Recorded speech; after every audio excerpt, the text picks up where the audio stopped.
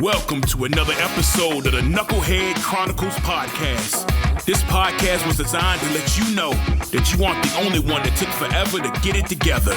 So the rabbit hole that you have stumbled down will hopefully help you understand that just when you think it's over, it's only the beginning. Just because you were dealt a bad hand doesn't mean you have to keep it. Welcome to the Knucklehead Chronicles podcast.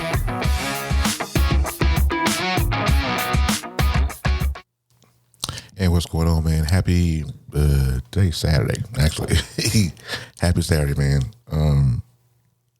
This episode today is will be a little somber today because I tell you, I don't know what's in the water these days, but there's a lot of I've experienced or know of people who have experienced passings of loved ones quite recently. I mean, it's been like it's like an epidemic that's going on, and man, I just don't know. I think this episode today really needs to be about being thankful for what you have and loving yourself in the moment and not letting life get in the way. Because, we're people, we're here one day and gone the next. I mean, nothing is guaranteed. Nothing is etched in stone, and I got to tell you, I mean, if I could be honest with you, for a long time there, I was really, because I'm older. I mean, I'm not the oldest, but I'm definitely older. And I want to make sure that I'm here for my 5-year-old son. And, I got some stuff that I got to work through. You know what I'm saying? And I'm just like, I want to be around and healthy for him. And, the struggle sometimes can be all the way real. It can be all the way real. And I don't know. But, to shout out a few folks, families, because the folks that I'm going to talk about, they are no longer with us. I think on the Knucklehead Chronicles podcast edition, the panel edition, the other Sunday, I shouted out my friend Myra Johnson, who I started following her on Twitter. Oh God, many moons ago. This is back in 2011. Maybe 10. It's been that long. And I follow her over to Facebook. And, she was in a Facebook group together. And the Facebook group was really tight, and we call each other, make sure everybody was okay and all that. And so I felt like, it was like family, and she made a couple of moves throughout her lifetime, just to being on Facebook. And so I just followed her on her moves, and everything was good. And, all of that. Next thing you know, she gone. I wake up one morning. One of our mutuals had put up a post about her passing. And I was like, I just talked to this girl. You know what I'm saying? Like on Facebook, of course, because she had a procedure done, but the procedure wasn't going the way it was planned. It was. She definitely had some complications to the procedure, and so reading back through her Facebook, days before her passing, she was really, really in pain. A lot of things. She had swelling in places. She complained to her doctors. The doctors didn't do anything. Didn't think it was serious enough. And so eventually, one morning she woke up. What she doing? One morning she laid down. And her last post on Facebook was kind of daunting. And she went to Facebook and said, on her post, the first part of this post was just, oh God, it was just blood curdling. It said, before I close my eyes, would anybody give me some prednisone? That was her post. That's it. That was the post. But the part where it said, before I close my eyes, that was reading that. Excuse me. In the wake of her passing, that was really hard to read. And you figure, these are people you meet on social media. You never met them face to face. I've never met Myra face to face. I had maybe 2 conversations with her because I was trying to hook her up with one of my friends back home, and so I hooked them up. And so I talked to her, I talked to him, and it just didn't work out. But anyways, for somebody that you really don't know for it to affect me the way that it did, it was kind of like, what's wrong with me? You know what I mean? But she was a friend. And when she passed away, it hurt. I was like, are you serious right now? Like, really? And so shout out to the Johnsons. Myra, you'll be missed. She had many nicknames. I mean, Coco, that was one of the main ones that she used. But you'll be missed. And I pray that you, have found solace and peace in your travels, right? And then I hear of a passing of a classmate. My classmate's brother actually passed away, and that was had to be hard. And the reason why that one hit me a little bit hard because I knew this guy and Booger, and I went to school with his sister. I mean, so it was definitely hard. It was definitely hard to wrap my mind around the passing of Booger, because Booger he was one of those dudes. He was just in the community doing things, being the big brother, the father, the whatever, the uncle to some of these kids, and it's the way these deaths are happening. It's scary, And I got to be honest with you guys, like I told you earlier. There were times over the past 6 or so months where I had a little bit of anxiety and was like, I don't want to go to sleep. So like I don't, I feel like I'm not gonna wake up one morning. I mean, and then you think about it, you're like, okay, well, if I don't wake up, then what happens? You know what I'm saying? Like, so it puts you, it makes you think, it makes you question just about everything. You're like, okay, well, if I close my eyes and I die, is there heaven and hell? Do I feel this way? Do I feel anything? Do I see anything? Do I even know? It makes you, well, not you, I won't say you, but it made me like, oh my God. Like, what is this end of life thing all about? Like, what is this?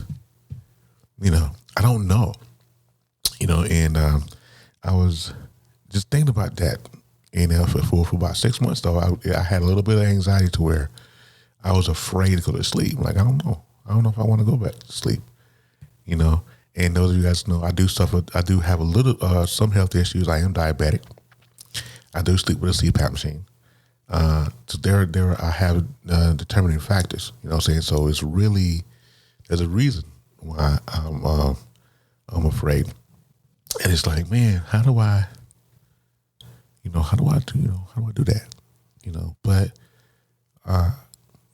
regardless of whether you believe in God, whether you don't, or whatever you feel like, whatever you feel that happens after your passing, it's totally up to you. I mean, that's something that is totally up to you. And dealing with death is crazy. My wife, her father is sick, and she is up there. She is in Illinois every other month, making sure he's doing good and, making sure he's taking his medication. And, because I remember when that journey first started for her, she, the first call she got was, oh my God, he's this way, that way, you need to get here, So she takes off. It's a 6-hour drive from where we live to Illinois. And she, without hesitation, because we know nothing is guaranteed, So that's my message. I mean, this podcast won't be long today. It's just, that's my message to people, is to take every day for what it is.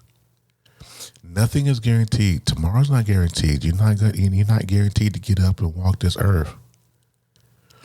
And that's what is the gratitude part for me comes in, because I'm thankful every time I open my eyes up, and every time that, God allows me to open my eyes. It's a blessing. I'm grateful. I'm grateful to see my son again.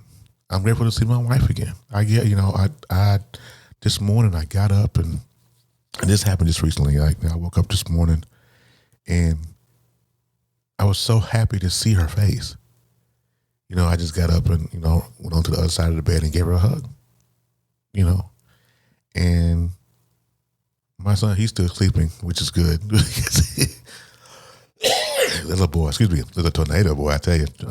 But I'm grateful to be walking this earth. I'm grateful. And I will say, whatever power that you pray to, whether it be Allah, whether it be nobody, whether it be whatever you, if you pray, whatever power that you pray to, be grateful that you're able, the ancestors or whatever, whoever we are doing. I know a lot of people that don't really serve God or really believe in God like that, and that I roll with, and I appreciate y'all. But most importantly, though, before I get out of here today, is if you have a beef, an art, a struggle with anybody that you in your family, that you roll with, that you care about, whatever. If you have a beef with somebody, do me a favor, grill that up and eat it. Because look, nothing is guaranteed. Nothing is nothing. And in this place of in this place of uncertainty and not knowing what life can happen or whatever, in this place of uncertainty, we have got to be in a place to where I'm free and clear. My spirit is free and clear. If you know you got a beef with somebody, because you can't enter the, even if you are a believer, right? And the Bible says, you got to get into heaven, right? So if you call yourself a believer and you have an art with somebody and you leave here with that art still in your spirit, guess where you go? Because you don't go to heaven. That's for sure. I don't think God's going to allow beefs on the west side of heaven. I just don't believe that. What I'm saying? I don't believe that God is going to allow cockfighting, in heaven. I don't believe that either. So if you have an art with somebody, it's really important that you go ahead and grill that up and eat it. To the people that have problems with their parents, mothers, fathers, regardless of these, whether or not they were in your life, not in your life, were sons of bitches when they was walking the planet, whatever. You know what I'm saying? Your job is to forgive them at the end of the day, because you don't know how this is going to end, right? You don't know how this is going to end. You don't know. The Bible says no man knoweth when the time of the day. If you are mad at your mother, and I was that guy, I will speak on that first, because I was that guy that was mad at his mom, because my mom went to the grave with who was my bio dad. Not that it matters, because you guys know I'm on a DNA journey. I did an Ancestry DNA. And this is not going to make or break my life, but it's one of those things I just want to know. Like, why didn't this person take care of me? Why did this person didn't love me? Even though another man stepped up and took his spot, why didn't he do it? And so that's one of those things that bothered me. But I was one of those people that I had an art with my mom. I had a beef with my mama. Like mama, why you didn't, why you didn't tell me? Like, who? Like, why? Like, what were you doing? You really can't, you can't really, I couldn't really blame her, but I did. Or at least I tried to, right? It didn't make any sense, but I still tried to. And so, but what happens is that we take these awesome beefs with us and carry them and hold them around and hold grudges and, and then when my mother passed away in 2007, I still had this beef on my soul. I was still mad at my mom, low key. But I tell you, the day that I let it all go, and I'll tell you, I think guys, if you guys have listened to the origin, you've heard this story. Well, I'll tell it again. The day before, she was in the hospital. She had got sick. And my brother had called me and told me to come up. The doctor's kind of saying, this is what it is. You really should come and see mom. That's okay. And so I went up there and to see my mom she went on the ventilator, but yes, she was. No, she wasn't. She went on the ventilator, but she wasn't breathing on her own. And it was hard, at the least, it was hard to see her like that, incapacitated, unconscious, She never regained consciousness, by the way, but, excuse me. And so I was in the room with her, holding her hand, and in that moment, in that final moment with my mother, I told her that I was mad with her, but in the same breath told her that I forgive her. And, I'm thinking, she's good. She's going to come home and I was going to get a chance to take her to dinner or something, and it just didn't work out that way. And she passed away the next morning. You cannot, take that with you. That's a level of guilt you just can't, that's something sometimes you just can't fathom, in your brain. So it's important. This whole death thing, this is important. I mean, to clear nothing, if nothing else, to clear your conscience and for you to be good, because, especially when it comes to forgiveness, because forgiveness ain't about you.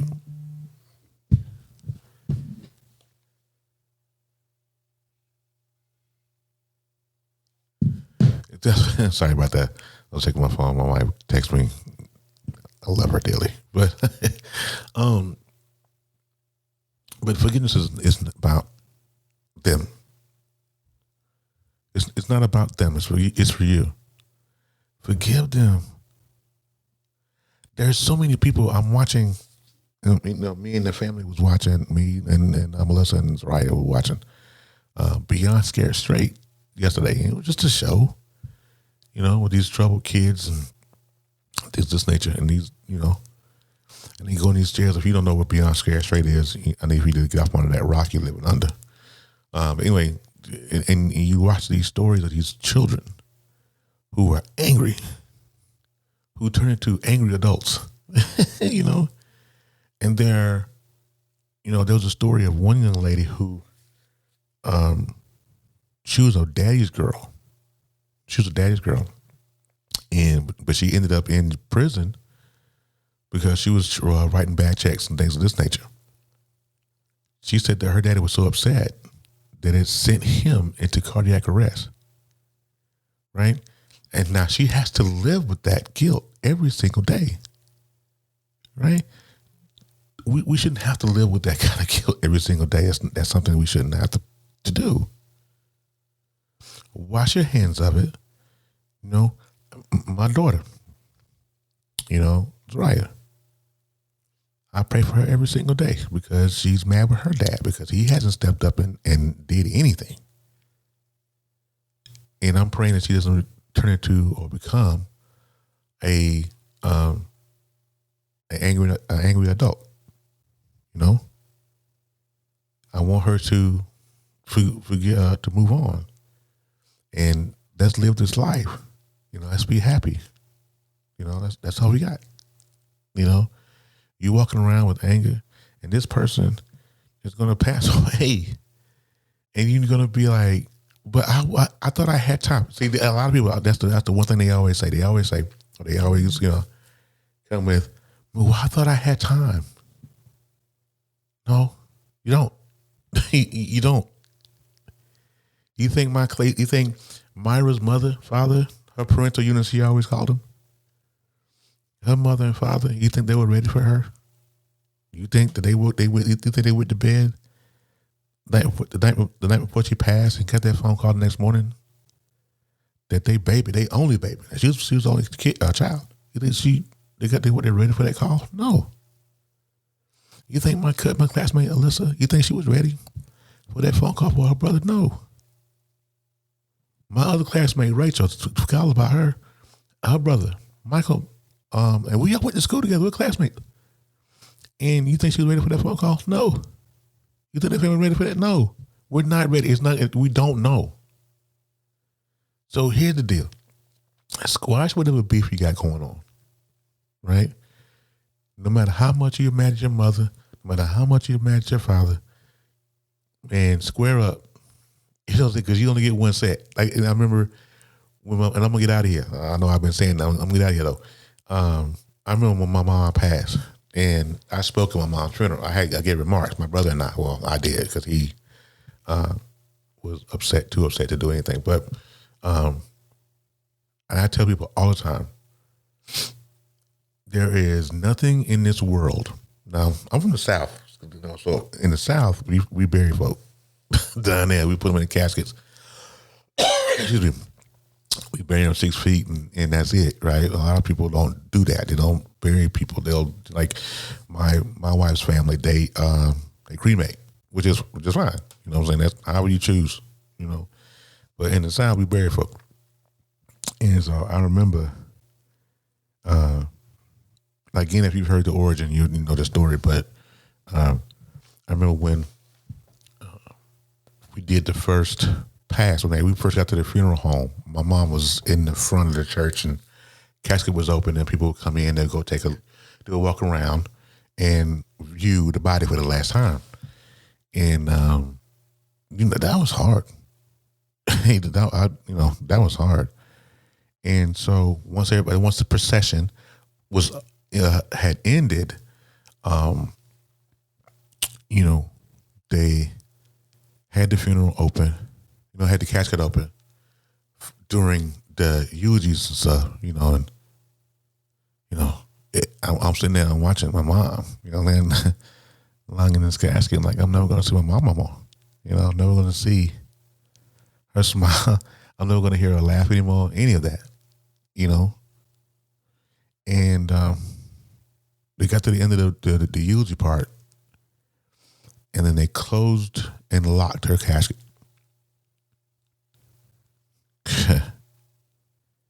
When I think about it now, it still chokes me up a little bit, because there's nothing, and I do mean nothing, more. There is nothing that is more final. Nothing. Not a sound, not an action. There's nothing more daunting than to hear the casket door close on someone you love. There's nothing. And when they closed it, and it was just, I lost it. I'll never forget it. I lost all of my marbles that day. And I was just like, I can't, So it's important for us to be grateful for what we have in this time, because it's so uncertain. Somebody could go to bed tonight and not wake up tomorrow. I could go to bed tonight and not wake up tomorrow. You know what I'm saying? I just want to be grateful for every day that I have. But do that for me. But most importantly, do it for you. All right? I'm out of here. Until next time, have a great one. Thank you for listening. I hope I didn't fry your brain too bad. Come back through and give me another chance. You can listen on all platforms and visit us at knuckleheadchroniclespodcast.podbean.com. Until next time, in the words of the incomparable Jerry Springer, take care of yourself and each other.